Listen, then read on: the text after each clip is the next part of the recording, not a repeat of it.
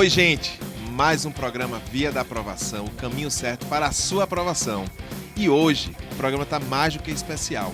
Estamos aqui, direto das dependências da FPB, produzindo o nosso ViaCast, para fazer a nossa despedida, já momento de despedida, com os nossos professores. Do meu lado, o professor Vitor, professor de inglês. Do nosso lado aqui, a Sucena. E a gente vai bater um papo com vocês para tentar entender um pouquinho mais sobre o que é o Via Medicina, o que é o Via Colégio de Curso, todas as ferramentas que irão funcionar, que já funcionam, na verdade, em 2022 e que iremos ter em 2023 nas duas unidades, tanto Epitácio quanto bancários. Então preste atenção nas nossas dicas, nas nossas informações, que é extremamente importante para você que ainda está em dúvida onde vai estudar em 2023, né? E aí eu começo com o professor Vitor. Vitor, fala dele. Qual a importância da gente ter um programa bilíngue? Então, a gente está vivendo num mundo cada vez mais globalizado, né? E que o inglês é uma língua franca. É cada dia mais imprescindível a gente aprender a falar inglês. E o Via Medicina é uma escola que se preocupa com isso, é uma escola que está atenta a essa questão. Por conta disso, já implantou o sistema bilíngue em sua instituição, nas duas unidades, viu? Vale salientar. O que é que consiste? Em que consiste esse ensino bilíngue? As aulas são dadas em inglês e, no caso de algum aluno ter alguma dificuldade, obviamente, a gente muda para o português, né? E também a aula conta com oficinas, com projetos, para que o ensino ocorra de uma forma mais lúdica, para sair daquele ensino mais tradicionalista, né? Para que, assim, o aluno possa se inserir no mundo em que ele vive, até porque esses projetos e essas oficinas, elas englobam esses aspectos mais culturais do ensino da língua inglesa. E eu acho que a grande dúvida para você que está em casa eu nunca falei inglês. Como é que do nada agora eu vou ter um programa bilíngue? Como é que eu vou conseguir desenvolver essas habilidades? Né? Será que a oficina de redação, a redação, vai poder me ajudar em algo, mesmo não sendo a língua inglesa original? Claro, para você aprender qualquer idioma, você precisa ter uma base boa na sua língua mãe, que no nosso caso é o português. Por isso, a redação, né, ajuda a gente a pensar melhor na nossa língua mãe, a desenvolver melhor a nossa vivência na língua portuguesa. Acho que a professora Sucena pode falar isso melhor do que eu, né, nesses aspectos mais culturais, porque o ensino bilíngue ele tem esse aspecto de nos conectar com o mundo através do inglês. Isso aí tem a ver com questões culturais, questões sociais, que a redação faz isso muito bem. O ensino aí da oficina que a professora Sucena faz isso perfeitamente. Eu já posso até puxar umas coisinhas da aula dela ali, aquilo que a professora Sucena falou, e trazer aí para as minhas questões, sim, que eu trabalho em sala de aula. O trabalho dos professores facilita muito. E na prática, o que acontece? Existe uma mentalidade que o programa bilíngue é apenas falar em inglês. E, na verdade, a gente vai desenvolver algumas habilidades. Né? E isso é fácil de ser desenvolvido a partir de atividades que são selecionadas pelo professor, pelo programa, pela escola durante o decorrer de um ano. Então, essas habilidades, Deina, elas são desenvolvidas paulatinamente, né? Como tudo na educação, é um processo, né? Mas o que eu gosto da metodologia do nosso ensino bilíngue é que acontece sem que a gente perceba, no caso, sem que o aluno perceba. Porque, no caso, tanto o nosso ensino da sala de aula, em que o aluno é cercado pelo idioma, quanto nos projetos, ele tem que usar de todas as habilidades, que no caso são a escrita, a fala, a escuta, né? Para que ele integre essas três habilidades de uma vez só. Obviamente, a gente que é professor, a gente percebe as falhas, tudo mais, e vai trabalhando aluno por aluno ali, né? E é um processo, mas o que eu posso falar é que tudo isso acontece de uma maneira muito fluida. E você acha que a escolha do material interfere nesse processo? Porque existem vários. E aí tem que saber qual é aquele que mais se adapta à nossa realidade. E a gente escolheu International School. Então, você acha que a escolha do material favorece o rendimento, favorece o desenvolvimento da fala, da escrita, da escuta? Com certeza. International School, além de já estar no mercado há um bom tempo, já se consolidou. Isso não vem por acaso, isso vem por conta de sua qualidade, né? E o material que ela oferece aos seus estudantes é de excelente qualidade, facilita tanto o professor quanto o estudante. É um material muito fácil de usar, muito bonito também esteticamente, mas, além disso, ele é muito bem trabalhado didaticamente. Eu recomendo. Obrigado. E não podíamos deixar de falar, né? Ele falou muito bem aqui sobre a interação, a interdisciplinaridade. E um dos carros-chefes do Via Medicina, ou do Via Colégio e Curso, é a oficina de redação. Exatamente, é a nossa marca registrada. Exato, porque tem algo muito específico, né? Então, Açucena, um aluno que chega hoje no Via, que vai ter a primeira correção na oficina, quais são os procedimentos que ele tem que ter? O que é que ele vai ficar surpreso? Assim, o primeiro impacto que a gente tem quando você entra no colégio é o atendimento especializado, que é uma coisa que raramente você encontra, né? Então, a gente tem um grupo de professores especializados que trabalham com o Enem, que vão pegar vão acompanhar, na verdade, esse aluno e ver onde é que ele precisa melhorar, o que não. Então, assim, atendimentos especializados com alunos, né? Atendimentos pessoais que podem durar aí meia hora, se preciso for, mas a gente quer esse aluno preparado para quando ele for fazer o vestibular. Né? Então, deixa eu ver se eu entendi, para você que está em casa. Então, o aluno, ele faz a redação e o professor corrige ao lado do aluno. Exatamente, é um atendimento personalizado. Então, o aluno ele vai ter as cabines disponíveis para ele, para que ele faça a redação, né, durante a semana. E aí ele vai ter um dia na semana em que ele vai ter o professor, né, a figura do professor à disposição dele, ali o tempo que for necessário para que ele tire absolutamente todas as dúvidas que ele tem. E você que já está aqui há alguns anos conosco, Alguns dá para anos. perceber a evolução de quando o aluno entra, meio que às cegas, né? E acho que isso ficou mais nítido, gente, principalmente agora, nesses 2 últimos anos de pandemia, porque algumas escolas realmente não tiveram o serviço de oficina de redação. Exatamente. Mesmo a gente permanecendo, nós permanecemos. Exatamente, a gente conseguiu manter o sistema de correção virtual, então o aluno entrava pela webcam com o professor, mandava pela plataforma, nós recebíamos e fazíamos o mesmo serviço, isso durante toda a pandemia, né? Que foi espetacular, foi fantástico. E esse acompanhamento, você consegue ver a evolução de uma primeira redação dele, quando ele chega lá no final do ano, ele consegue perceber que a oficina fez diferença na vida dele? Absolutamente. Absolutamente. Quando a gente pega um aluno, né, que está no início ali, ele tira uma média de 400 numa redação, bem no iniciozinho mesmo, e a gente entrega o aluno para o Enem, entrega o aluno para o vestibular e o aluno dá show. Então, assim, nós temos vários, eu que já tenho alguns anos de casa, né, a gente tem experiências de alunos que chegaram muito próximo do 1000, ou até mesmo bateram a nota por causa desse atendimento, porque ali é o atendimento não só especializado, mas humanizado, né? De você saber que você está pecando nisso e assim sucessivamente. Então, esse atendimento da oficina de redação é crucial na vida do aluno, que é aquele aluno que às vezes não tem aquele tino de conseguir levantar a mão e tirar uma dúvida durante a aula, né? Então, assim, é um atendimento que você não encontra em todo lugar.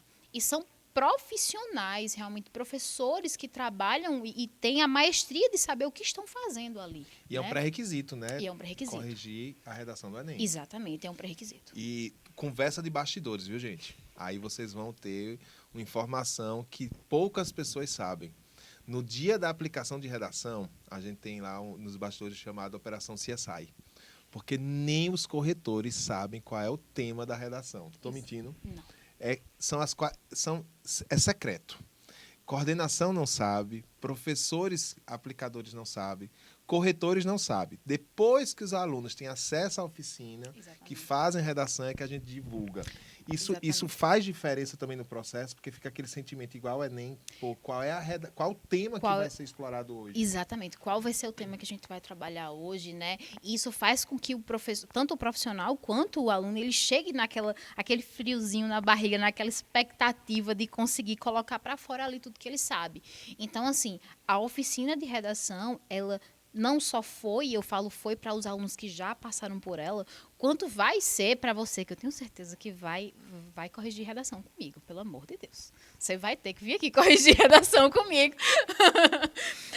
Que vai estar com a gente no próximo ano, né? De saber que é um atendimento seu que vai suprir as suas demandas, não é? Você vai estar dentro de uma sala de aula com um professor que vai, sim, dar o conteúdo geral, mas ali no vamos ver mesmo é o que você precisa para tirar o 1000. E quem vai lhe dar isso, claro, é você com o seu esforço e eu, no que eu puder ajudar.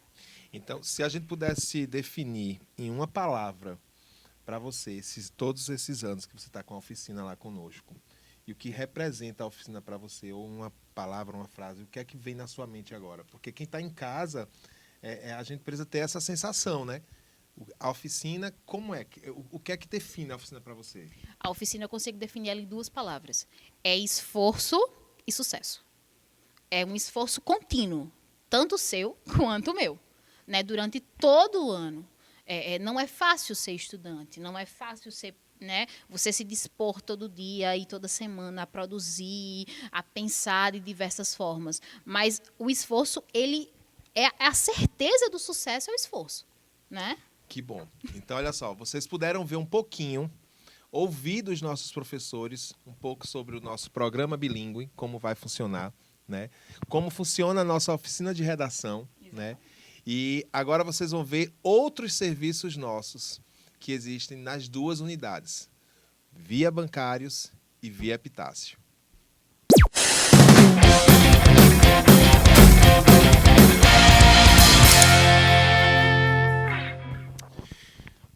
Gente, dando continuidade ao nosso programa, agora nós estamos aqui com o professor Eduardo, de Matemática, professor Luiz Neto, de Filosofia ou Ciências Humanas, né? Que ele não gosta nunca de ser chamado só de professor de Filosofia ou Sociologia, Ciências Humanas. E a gente vai explicar um pouquinho a importância dos serviços de monitoria e tutoria para os resultados dos alunos e também da interdisciplinaridade das disciplinas dentro de sala de aula.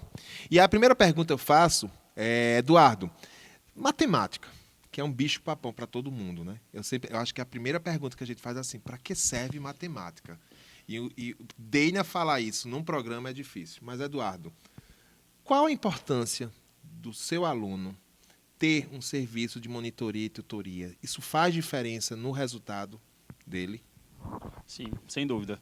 Na verdade, é muito comum que os alunos eles assistam às aulas e, na hora de resolver as questões, surjam algumas dúvidas. Então, é justamente para isso que o VIA implantou a tutoria, para que, quando os alunos ele tenha essa dúvida, ele venha procurar os professores, os monitores, para que essa dúvida seja sanada e, a partir daí, ele conseguir dar continuidade ao trabalho, né, a todo o planejamento de estudo dele, sem que tenha que esperar a próxima aula do professor para poder tirar aquela dúvida e resolver aquela questão. Então, a monitoria, sem dúvida, ela ajuda demais no processo de construção do aprendizado do aluno e da preparação para chegar no resultado final, que é a aprovação no Enem.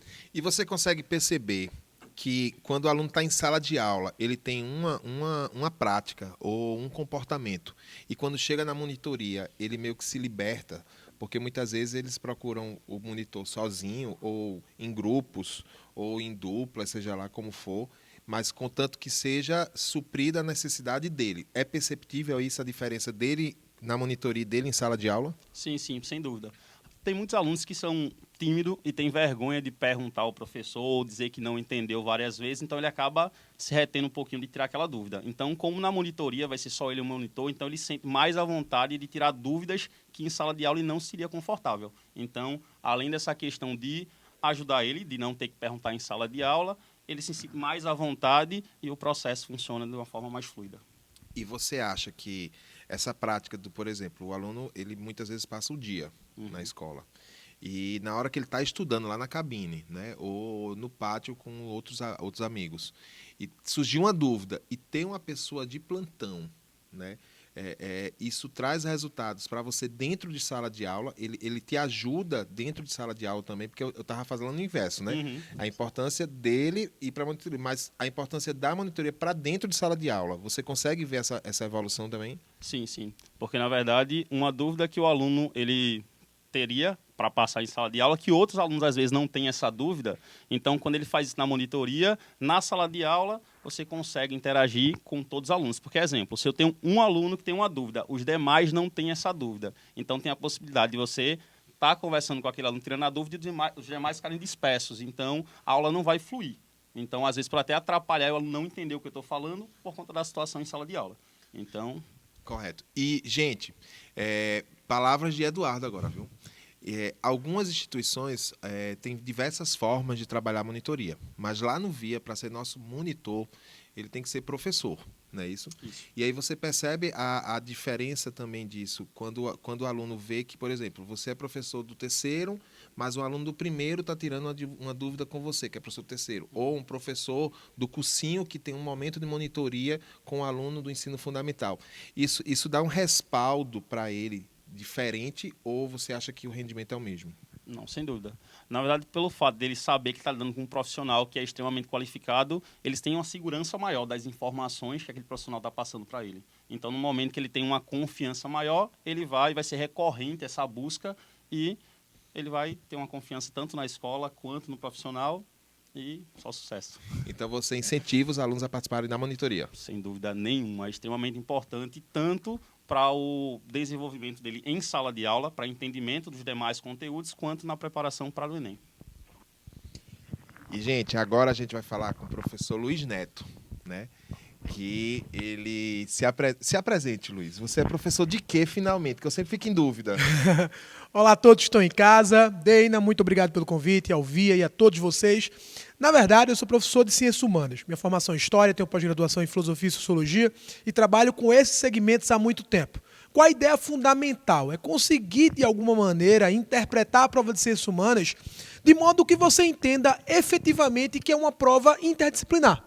Para evitar aquele problema que acontece muitas vezes em sinal de prova, eu vejo muito na internet, que o professor de História diz que caiu 20 questões de História, o de Geografia diz que caiu 20 de Geografia, o de Sociologia diz que caiu 20 de Sociologia, e o de Filosofia 20. No final daria 80, mas são 45, não teria como. Como é que chegou nessa conta? Na verdade, é aquela coisa, é a não compreensão de que a prova é trabalhada de modo interdisciplinar, não entender que quando a gente otimiza os assuntos, a gente ganha tempo. Vou dar um exemplo básico. Quando a gente fala de trabalho e sociedade, Fordismo, Toyotismo, aquela parte todinha, você trabalha isso em Sociologia, trabalha isso em Geografia, na parte de Indústria, trabalha isso em História, na parte de Segunda Revolução Industrial. Quando a gente organiza isso de maneira bem feita, a gente trabalha uma vez. E tudo que um aluno do terceiro ano de cursinho precisa é tempo para poder ver todos os conteúdos da maneira certa, do modo que cai. E é por isso que a gente sempre tem esse diálogo, para conseguir, de maneira geral, interpretar a prova de Ciências Humanas interdisciplinar. Eu sei que a prova de Ciências da Natureza tem interdisciplinaridade, mas nenhuma se compara de Ciências Humanas. É muitas vezes difícil você identificar que essa questão é só de História, ou só de Geografia, ou só de Sociologia. Ou você usa as habilidades que todas essas ciências fornecem, ou você vai conseguir ser aquele aluno, abre aspas, bom em humanas, mas acerta 32. E dentro dessa realidade, você consegue identificar que o aluno, a partir do momento que a gente identifica uma interdisciplinaridade entre as disciplinas, o aluno ele começa a não desvalorizar uma determinada área, um determinado professor, uma determinada disciplina, e valorizar a ciência como um todo. É perceptível isso, porque assim, tem momentos que, por exemplo, eu não dou conflitos, porque Luiz Neto já falou, então eu vou falar do que não foi dado ou trabalhar de uma forma mais aprofundada. Então você percebe que a equipe em si passa a ser mais valorizada e o aluno passa a ser o foco dos resultados? Principalmente se você entender que em João Pessoa, na Paraíba em especial, não existe peso de avaliação. Então, os 45 questões de humanas valem a mesma coisa que as 45 questões de natureza. Talvez não valha a mesma coisa que as 45 de matemática por causa da régua. Matemática sempre vale mais. Mas entre natureza e humanas, vale a mesma coisa. Então, é importante você entender que para você ter um grande resultado na prova de Ciências Humanas, é importante você estar acima de 40 questões. Isso quer dizer que sua nota passará de 700. E aí eu pergunto, Deina, o que seria mais fácil? Acertar mais de 40 em humanas ou mais de 40 em natureza para o aluno normal, o aluno tradicional? O que é que você imagina? É complicado, viu? Porque dependendo de qual instituição ele vem, mas eu acredito que seria mais fácil natureza. Natureza? Não, ele tá brincando, viu, gente? Ele tá brincando. Eu acho. Você consegue ver que não pelas médias do Enem, de uma forma geral. As médias de ciência e natureza são bem mais baixas. Por quê? Porque a gente sabe que, decorrer da história da educação do Brasil, a gente teve esse problema de ensino. A gente conseguiu lá no VIA ter, com as monitorias, com as assessorias, com todo o processo de acompanhamento, um excelente resultado na ciência e natureza. E a gente viu esse crescimento nos últimos anos, e foi por isso, inclusive, que o VIA fundou a ideia de escola fundamental, para fazer essa preparação e chegar ao médio. Então, a gente viu a necessidade desse processo evolutivo vir junto, para que o aluno chegasse apenas no médio, viesse todo esse processo sendo construído. Isso tudo se completa. E, na verdade, a resposta foi bem intuitiva. Por quê? Porque se eu falasse que era humanas, não dava para ele falar direitinho o que tinha, né? Onde, na verdade, o aluno, quando chega na ciência da natureza, ele tem uma dependência maior de informações básicas de matemática, né? E aí o maior problema de professores de física e química é o aluno não sabe matemática básica, tá entendendo? E já em ciências humanas já é um pouco mais fácil de você trabalhar isso. E em ciências humanas, qual é o nosso problema que nós temos muitas vezes? Língua portuguesa. A incapacidade de interpretação. Então, termina aqui, as habilidades são formadas lá no fundamental, vão se desenvolvendo para o médio, até chegar efetivamente no seu momento final, no final do terceiro ano. Então, é todo um processo construído. E as ciências humanas têm, sim, minha gente, um papel fundamental neste processo. É importante vocês entenderem sempre que ciências humanas têm a sua relevância, não vou dizer que é melhor ou pior, mas tem sim a sua relevância dentro desse processo, inclusive na redação. Se você não tem um bom domínio de ciências humanas, você não tem repertório para fazer uma boa redação. Você pode conhecer tudo de estrutura, mas você não sabe o que falar. É importante você ter repertório de história, de sociologia, de geografia. Esse conjunto de coisas é o que permite fazer uma redação de excelência. Então, para a gente finalizar, Luiz Neto, você acredita que essa tendência, que na verdade não é uma tendência, é uma necessidade que se tem de ver as ciências humanas como sendo um único componente? Isso tem que ser visto e colocado na cabeça do aluno de que, olha, não é para ser algo aleatório, mas tem que ser visto como algo obrigatório. E de maneira respeitosa, sem tirar disciplina nenhuma. Pelo contrário, acrescentar. Algumas situações acontecem, termina-se tirando filosofia, tirando sociologia. Não é isso que acontece. Quando a gente fala de trabalhar integrado, as matérias continuam existindo, mas de modo que a gente se comunique. E não isoladamente. Isso é importante demais. Porque essa comunicação entre as ciências é mais do que uma tendência. É uma necessidade para formar você um cidadão e, consequentemente, conseguir fazer a prova do Enem. Então, gente, esse foi o nosso ViaCast com o professor Eduardo e o professor Luiz Neto. E se você não conseguiu ver todas as informações, vai lá no nosso canal do YouTube, porque vai ter o programa completo, e também nas nossas redes sociais no Instagram. Valeu, gente! Gente, a espera acabou. Pois é, estamos aqui na nova unidade do VIA, o VIA Bancários.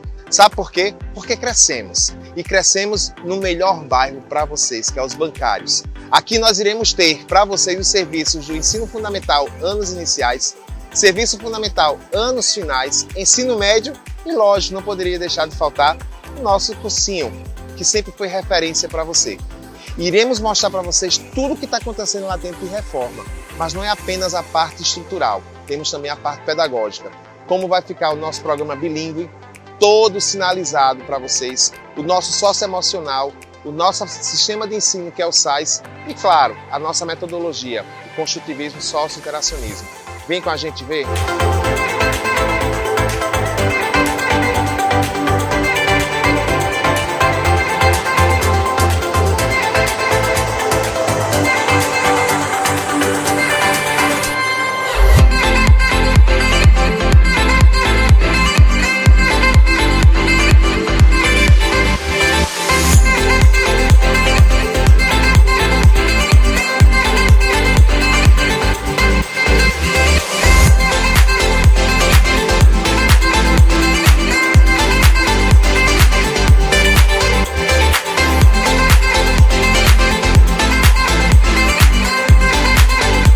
Seus vestiários.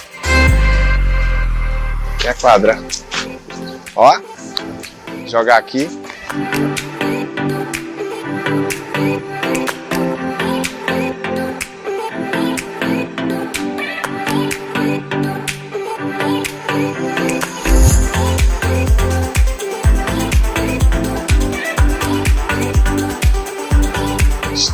Essa sala já está pronta, viu, gente? Vai ser dos anos iniciais. E hoje é a nossa sala de matrículas.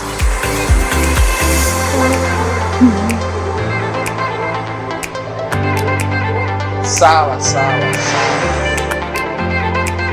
Mais salas.